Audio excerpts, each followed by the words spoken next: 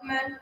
Our work spans across industries like aerospace, medical applications, energy, and more.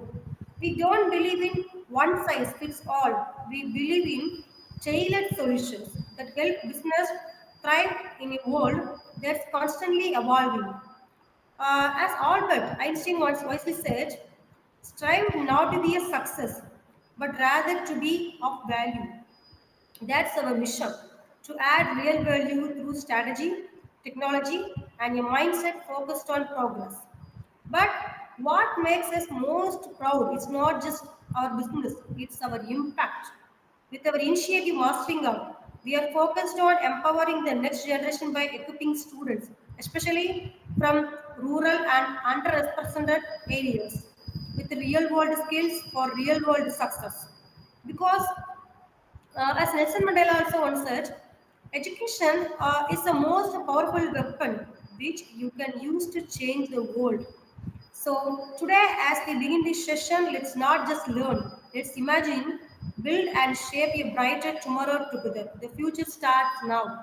Okay. So, at the end, I would like to introduce to the motto of Dr. Ekta, mapping the unseen, empowering the world one layer at a time.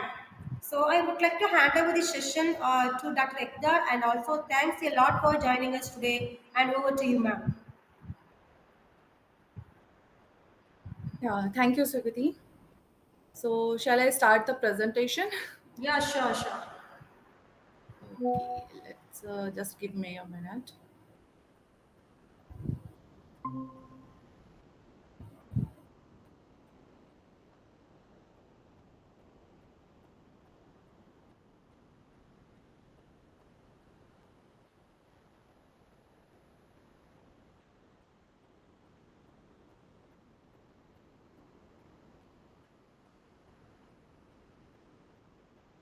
I hope it's visible to all. Yeah, yes, ma'am. Yeah.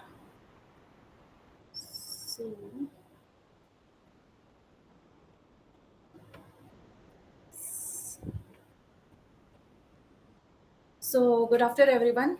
I hope everyone is waiting because the session started a little bit delayed in starting. I'm Dr. Ekta Baranwal, and I welcome you to this session, which is on the skill development session. Don't worry if you're not from the engineering or science background, or if you do not know anything about the geospatial. This is not much technical session. It's a light. The session is in the lighter mode, and if you are feeling lazy after having your lunch, then of course you will get involved with the journey of today's session because the slides are so cool with the animations. So let's start by decoding the earth together using geospatial data. So let's start with a simple question. How many of you used maps today? Like Google Maps, or maybe ordered food through Zomato or grocery on Blinkits, or even uh, get a 10-minute delivery from Flipkart. Uh, if you can populate the chat box with your answers, if not today, then I believe you often use these apps. So then, congratulations, you are already part of the geospatial revolution without even knowing it.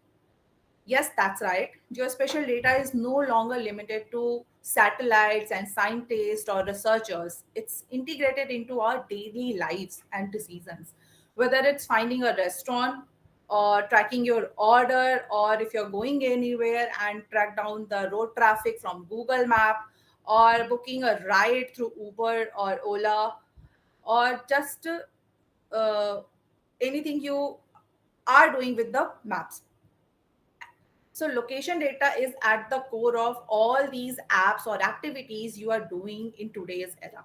From logistic and agriculture to climate change and disaster response too, geospatial data is shaping how we interact with the world. So, let's begin with understanding the term geospatial. It is a term that sounds fancy and hard to understand, maybe, but simply means related to location. If we break the term you will get a term geo and the word spatial. Geo relates to Earth, and spatial relates to space or location based data.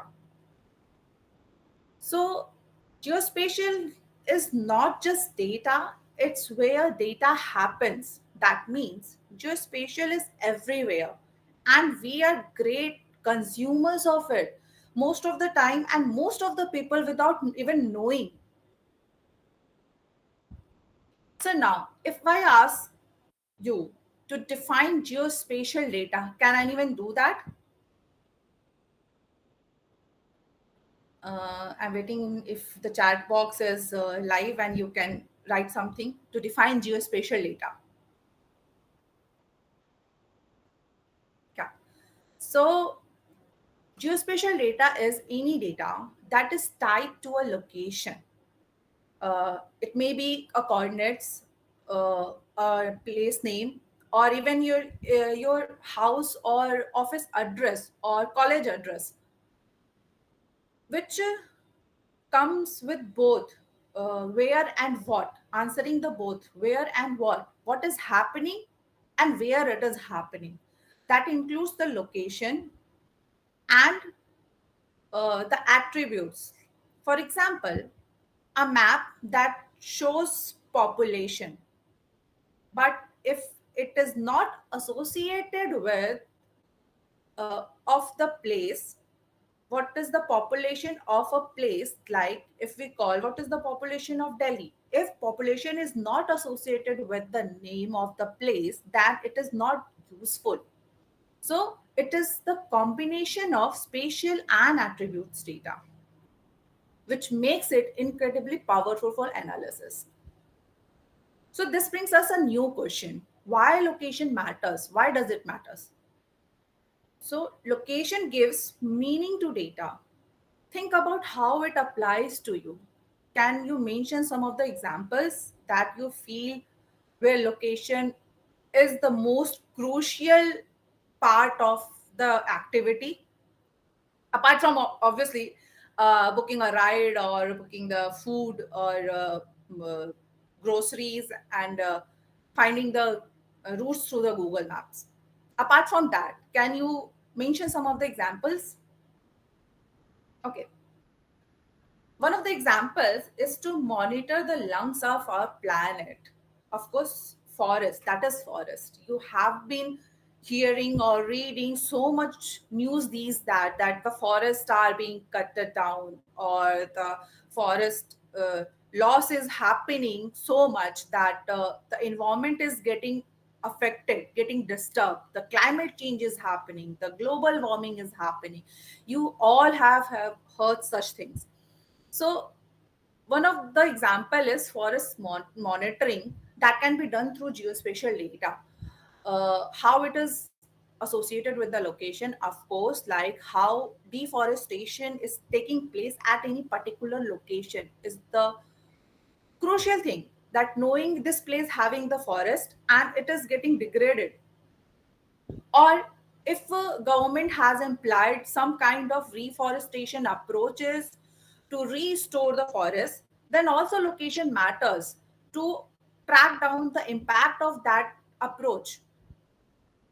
Another example we can say is managing floods, which is, I think, going on very frequently, mostly in urban areas, uh, nearby the coastal areas. So, and especially during climate disasters, like how we use geospatial data for flood management. Uh, for example, if you have to estimate how much damage such disasters, such flood have caused to humans, to assets they are having, to the agriculture land nearby, so you can do that through geospatial data. And even the live monitoring also, like today's we are doing with aircrafts or drones. Another example is waste management. Geospatial is also used for waste management. In every step of the process, it answers questions like where should the dumping yard for waste be? Where should the dustbins or containers be installed for garbage collections? Where should the recycling factory be for recyclable waste? So government uses these uh, questions and geospatial data to answer these questions. Experts also use geospatial for estimating crop yield. So most of you may be considering, how is this related to location? Can anyone answer this? Okay. Yes, to estimate the production of crops in a region. If the product estimation means, if I want to assess how much crops has been produced in a particular region, I can do that with geospatial data. Even if I want to calculate how much crop has been affected by disease outbreaks, that also can be done by geospatial data. And I think the most relevant answer or seen you have been seen during the COVID, a huge level of need for location data was experienced worldwide during the COVID pandemic, to identify the infected people, the death count, the hospital services, and how the disease spreads in the location.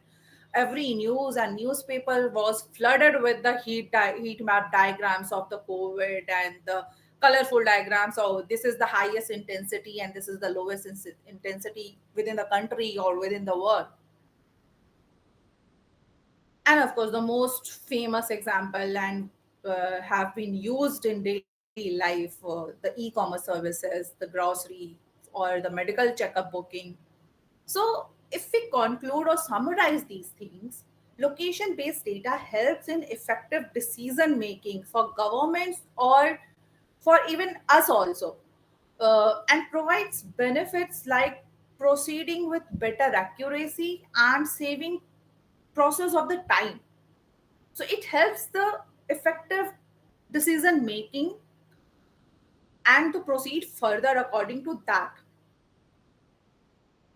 Now, let's delve into multiple sources of geospatial data.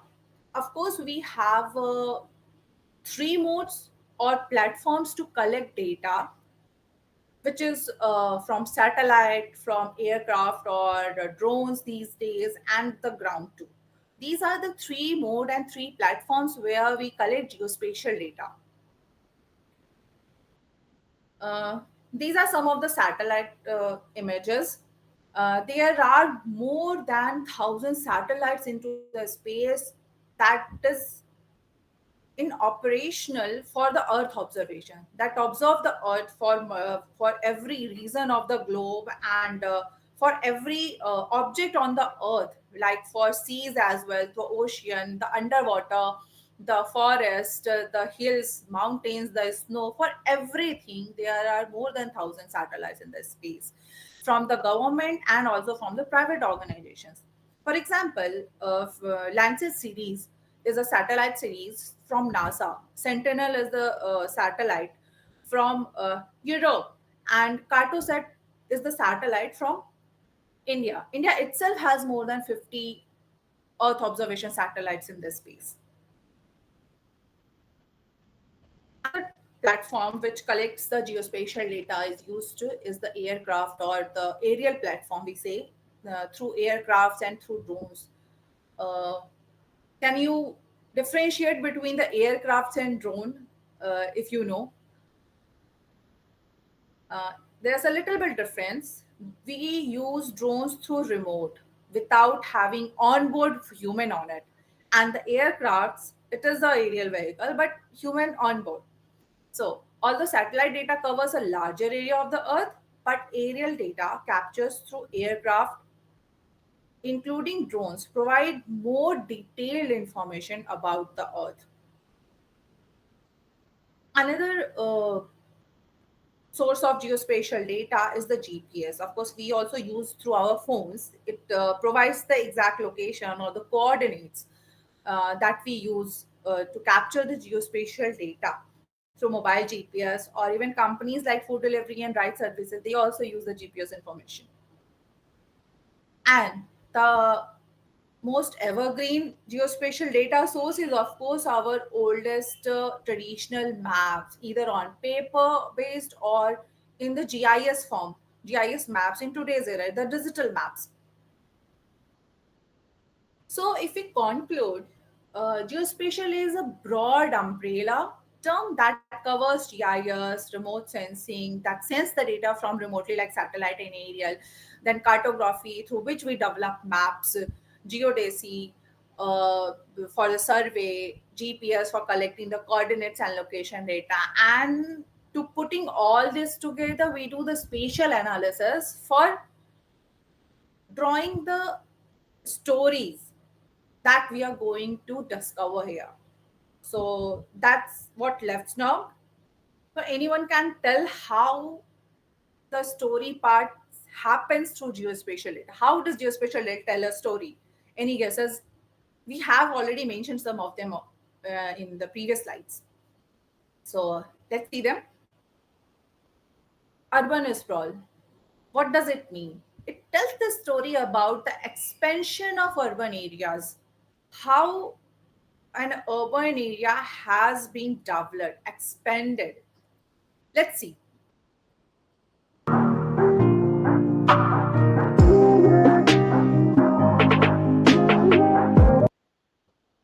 So, like this, we can tell a story about the expansion of an urban area. Uh, Here we have seen how Halong area of the Vietnam have been expanded, and from UAE, from Qatar, and from Egypt. Four area in this video we have seen have been expanded over a time. Fascinating, right?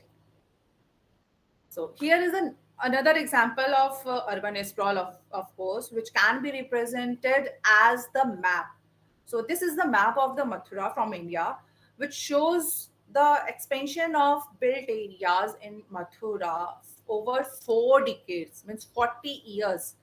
So it has been spread out from the center of the city to the overall of the city. Another example is, of course, the COVID heat map, which we have already talked, and let's see about what's the story it tells.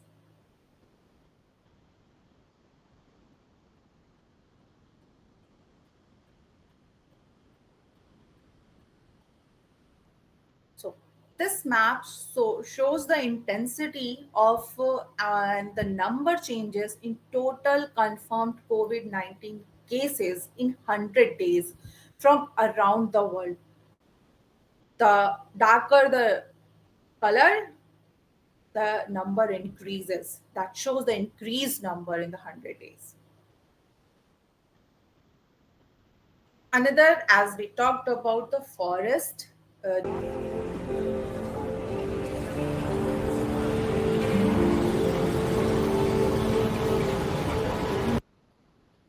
see, uh, the Brazil itself has lost so many trees from the forest from 1984 to 2020. A painful story of the forest, how it is decreased over the time and the land is opened without trees.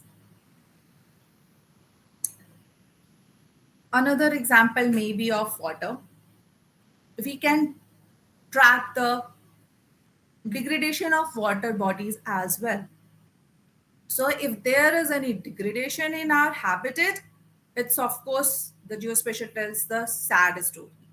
So, this is the Yamuna River of Mathura, which also has degraded in the quantity of its water level. The river has been narrowed down in 40 years.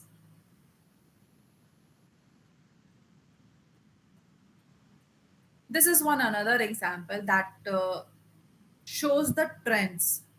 Geospatial data can also be used to show the trends. This image shows the story about continuously increasing temperature in Jharkhand over 34 years. This is the data from IMD, of course, and it shows that the temperature is continuously increasing from in 34 years.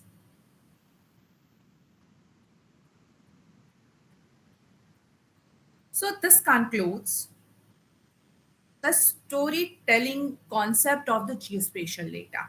When we combine geospatial data with time, we unlock a visual story, whether it's human health or the health of our planet.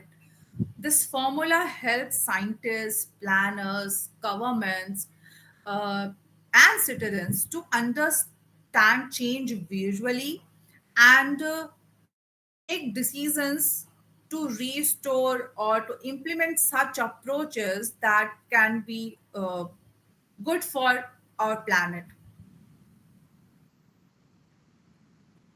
Now, we have seen the story part, how geospatial is involved to tell the stories, how we can tell the stories through geospatial data. Now, these are the some tools which can be used to do such activities. ArcGIS and QGIS are for mapping and spatial analysis. Google Earth Engine is the tool for cloud-based satellite image processing. Again, NV and ERDAS are for remote sensing, satellite image processing analysis. And Pix4D is a software that we use to develop 3D maps through drone images majorly.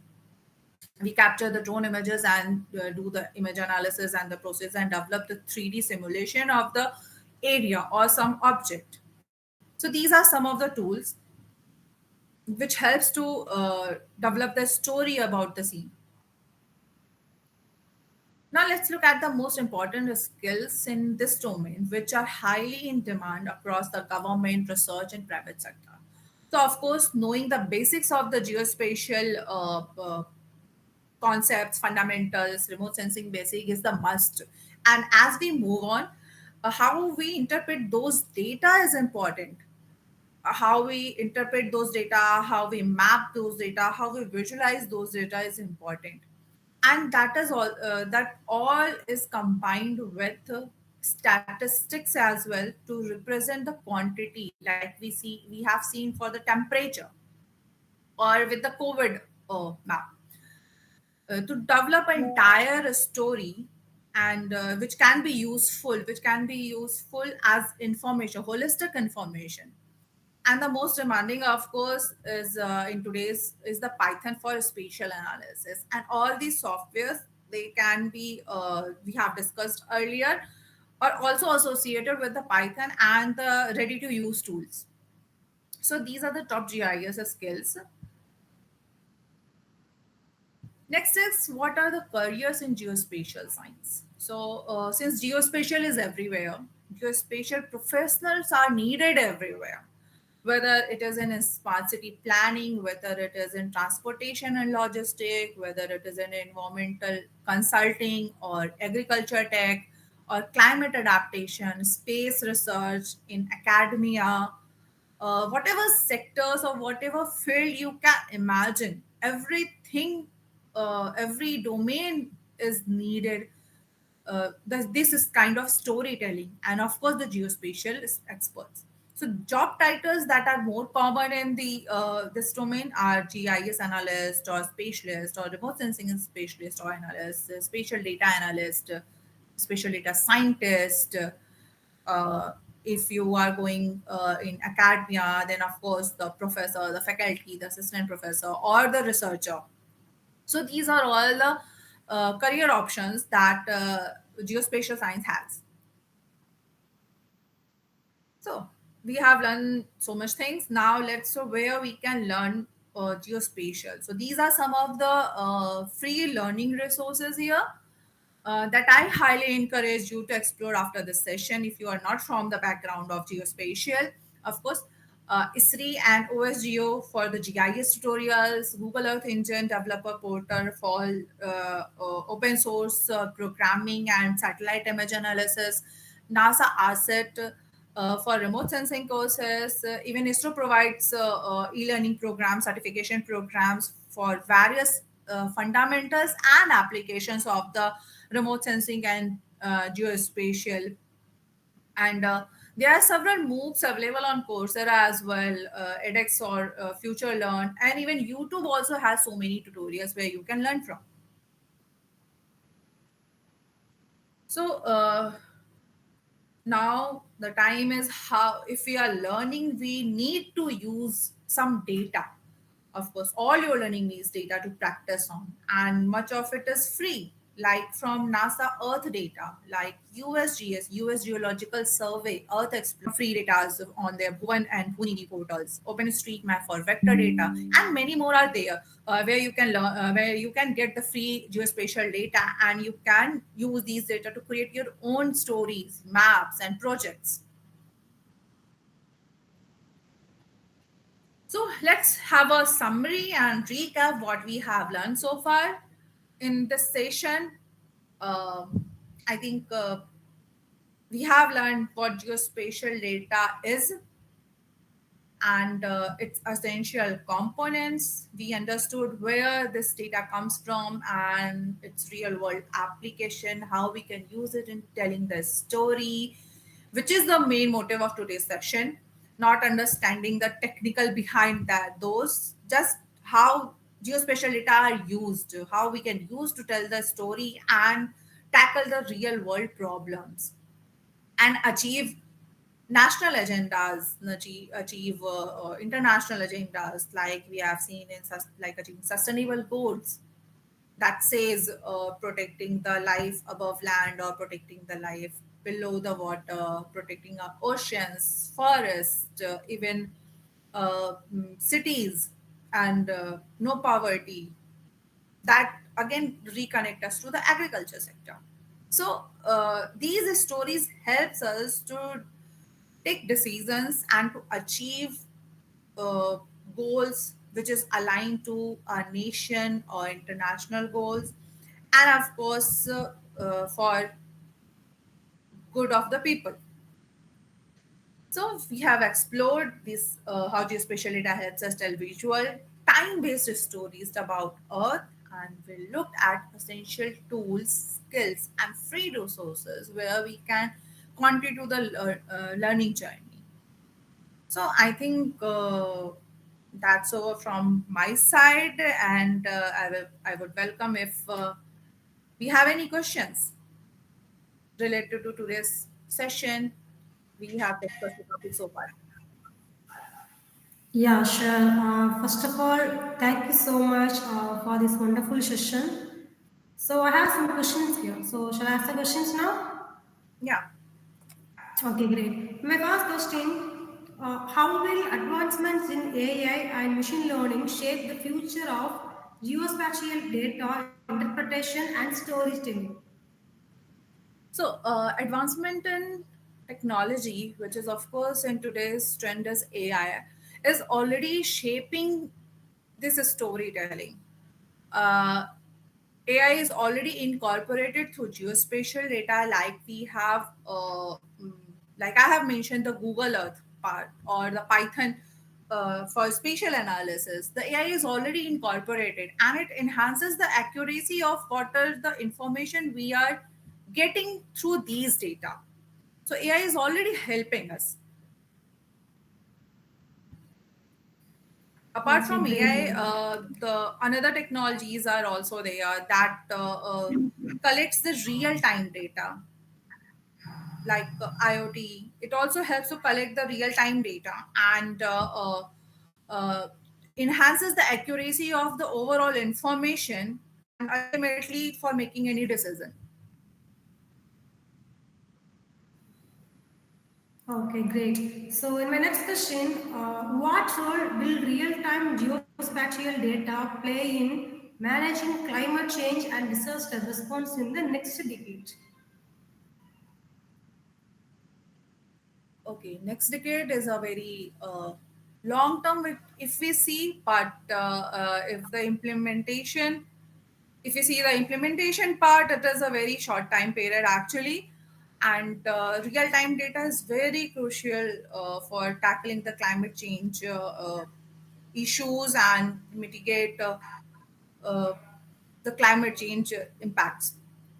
So for example, for monitoring the for weather forecasting, the real time data is very crucial. We are incorporating sensors that uh, collect the data for real time through variable multiple sources platforms. We are incorporating already.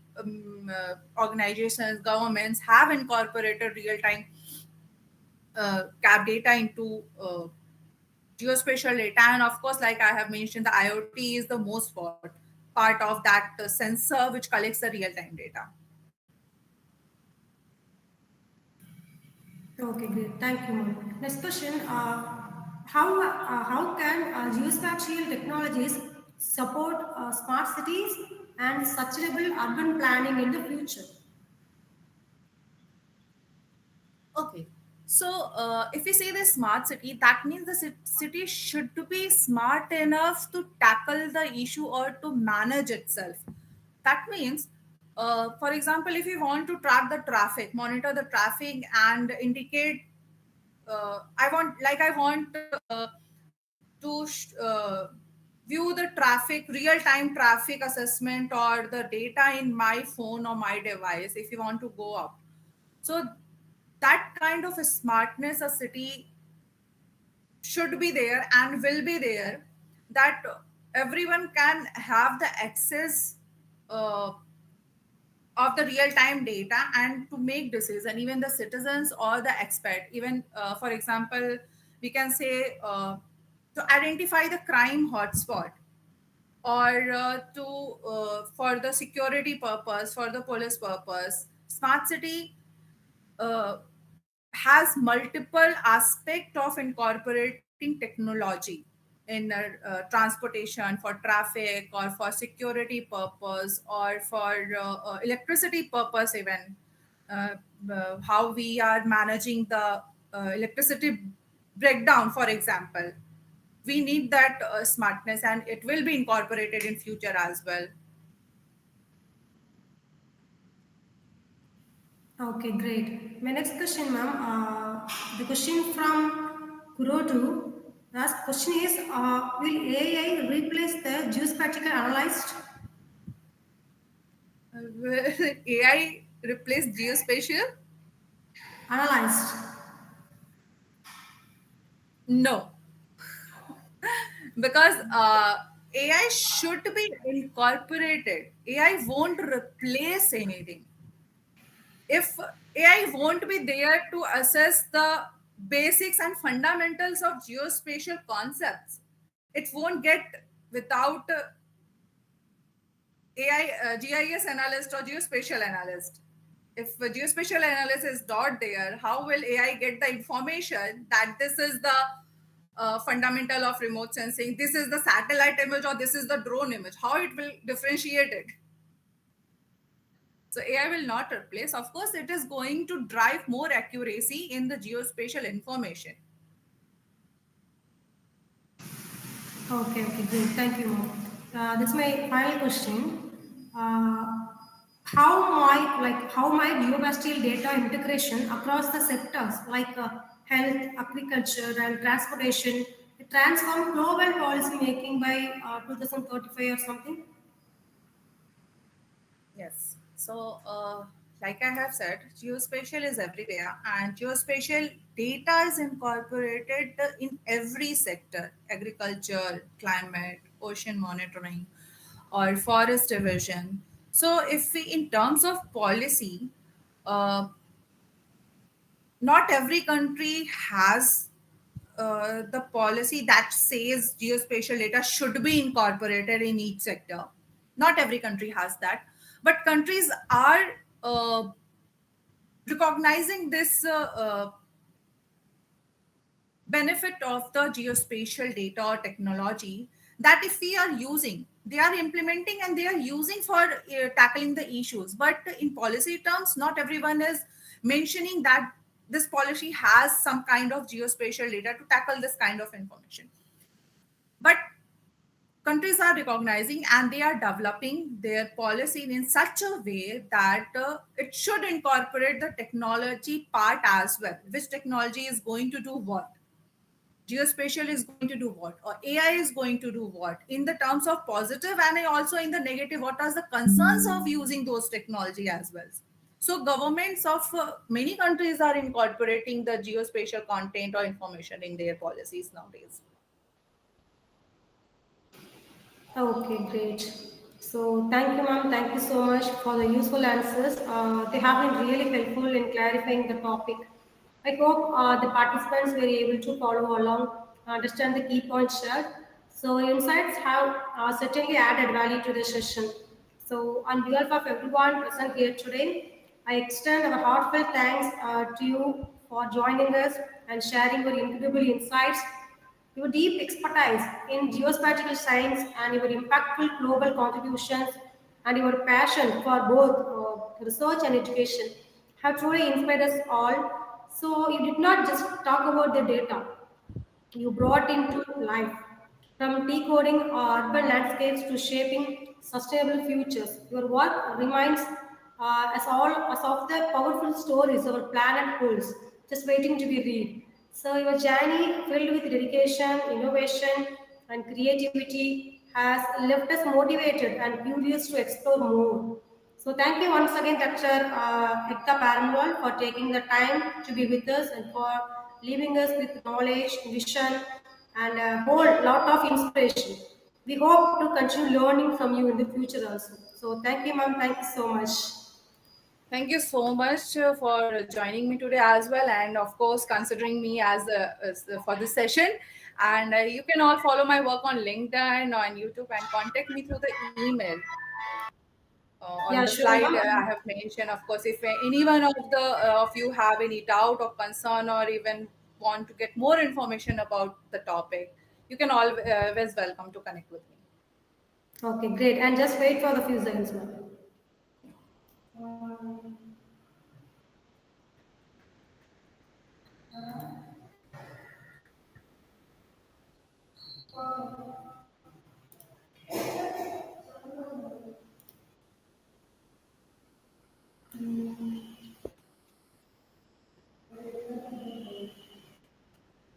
Ma'am, can you able to see the visual memento?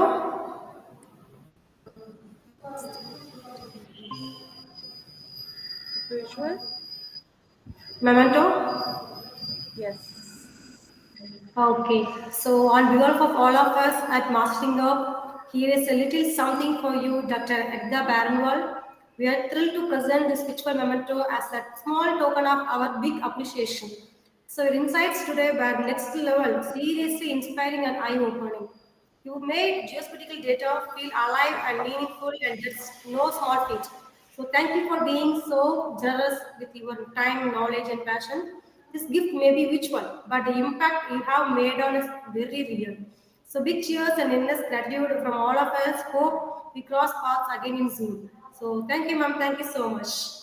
Thank you so much. Yeah, sure, ma'am. So shall we leave the session now? Yeah, sure. Yeah, great. Take care, ma'am. Bye bye.